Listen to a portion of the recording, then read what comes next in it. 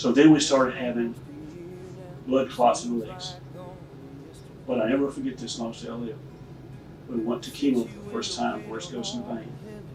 And we sat in a chair. When you walk in the door, you see a lot of people on both sides with tubes looking arms taking chemo. That's when it hits you and said, this is real. We're taking chemo. And then they go put the port in, and they bring us a contract to sign. And it says, during the chemo treatment, it could cause death. Or afterwards. If you got into your arm, it would burn your arm, your skin on your arm. That's what they was giving my Deborah. And I had to witness that. And then everything changed. It was unbelievable. We had a situation where we got home. The speech got worse, and she got sicker. She couldn't sleep in the bed. She could sleep in a chair. I was up there and I couldn't hardly sleep at night, afraid she's going to fall. Because she's starting to gain weight with steroids. Our first seizure, I'll never forget it. It was she was here and I was upstairs doing something. I heard somebody, she could barely talk because part of the brain, this tumor sticking out was part of the speech. And she was saying, Tommy. And she had her first seizure and it just started twitching. So I called an ambulance. That started. And from that point on, basically it was downhill. So we had the first seizure, we come back home, and then we had our first stroke type situation. So we had to run to the hospital with that. But the biggest thing, we had to go back and forth constantly. And I had to watch her from falling because she lost her sense of balance. She had so much weight, almost 150 pounds of weight she gained because of steroids. Steroids only to give her to help control the seizures. And then we had to deal with coma. And then you sit in intensive care and you wonder if she's going to survive. She's lifeless, she's sitting there. The long story short is, we had to live our life from right here in this room. And that's the way she lived. And I want to tell you something about Deborah. She never complained. I've never been like her. She never lost faith. Her life, she wanted to live so bad for us. So what she would do, be happy, don't worry, tapes. The man in Arkansas would send her Understanding What We Know About Healing, Charles Capps. Then he sent her one on God's Creative Power of Healing. And then he sent her one on Victory Over Anxiety. That was her life, this room. And me and Sophia. Sophia will sit on bed here and just look at her and relax with her. But what a long story short, I'm trying to say, I know I talk too much, but she was the most powerful influence in my life other than God. She changed my whole life. What I am today is because of her and God. And I thank her so much for that. But when you have your family in the mornings, remember what I'm saying here. Take out time for your family. But most important, take out time to spend with God every day. And you'll have a life that we had, a love that we had. And then when these things enter your life, you're not going to give up. You're going to have power to fight it. And when you get through this fight and she's in heaven, what I'm doing now is trying to help others get through this. But the most important thing is spread the word of God.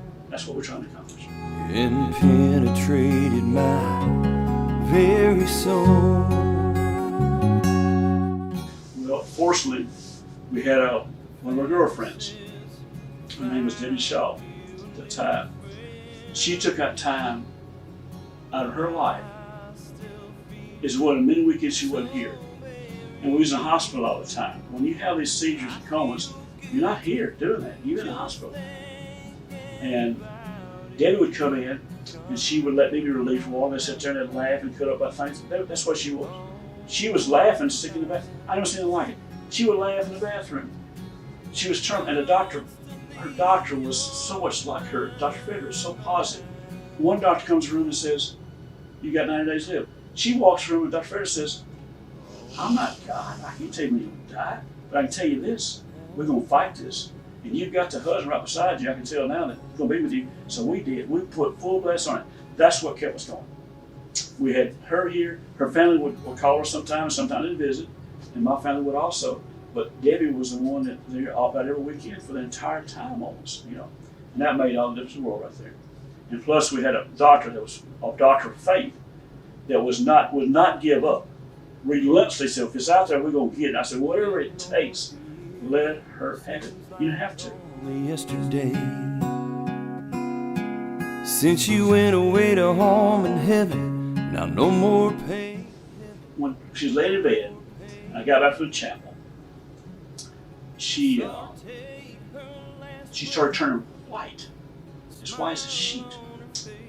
So I wanted to be a doctor. I have medical books I read occasionally, and I knew then that what happened, the blood is being drawn, going to the extremities. The body's trying to keep her here, keep her alive. The body's self-supporting as best it could. And the doctor came in the room. He said, she don't last long. I said, what's longer? And I sat there and I talked to her like I always do. And I had a peace about this. Because deep inside I knew if God takes her for me, the pain and suffering is going to be gone. So she took her last breath. And fortunately, Tommy and Debbie just came in the room. That's my cousin. He married Debbie's, Deborah's girlfriend. He got married. And she took her last breath. And she opened her left eye. It was her right eye. That's on the bed. And she raised as far as she could. And I took, as I say, said, I'm going to be okay. I'm going to be okay. But I didn't want to leave. You know? So I said, but what's going on?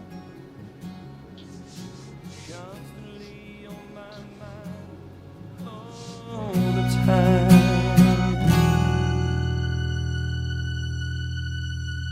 By now, friends are wondering.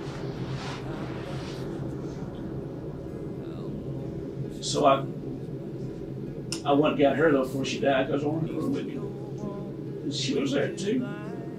They let her in. But it was tough.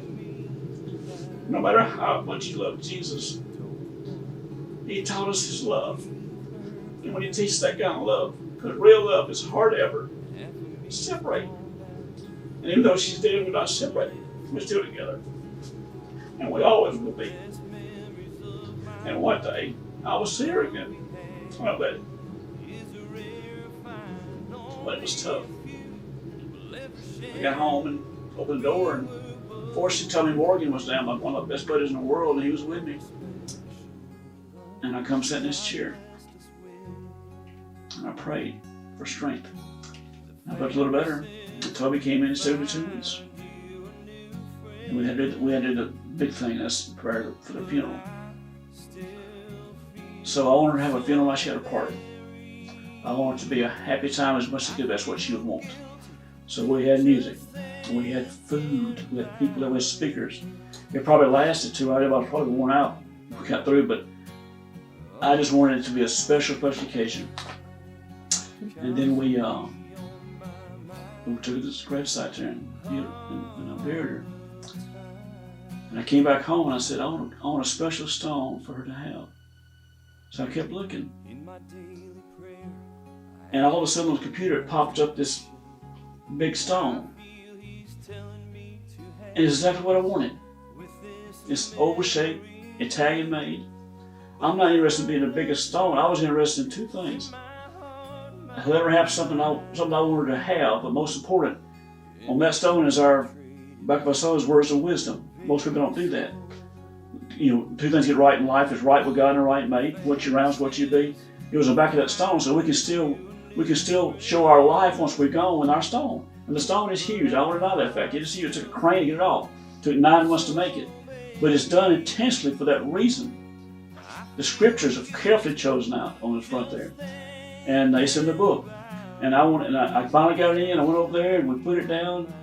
And it felt so comforting to know that was done. And then I started going back to work best I could, but it was terrible.